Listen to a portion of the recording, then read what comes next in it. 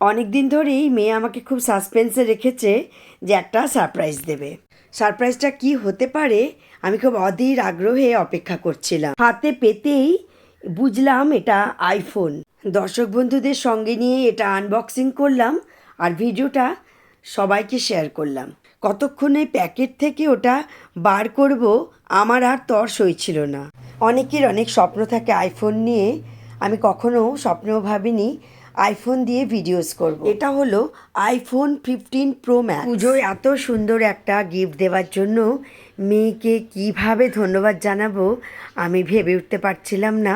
আমি thank you বলাতে ও একটু মনে মনে রাগ করলো ঠিকই, তবে আমার কাছে শাড়ি আর গয়নার তুলনায় এটা একটা সেরা উপহার। এর ফিচার্সগুলোতে একটু সরগরম হয়ে আমি দর্শক বন্ধুদের আরও বেটার কোয়ালিটির ভিডিওস পরিবেশন করতে পারবো। দেখতে থাকুন চন্দনাস কর্নার।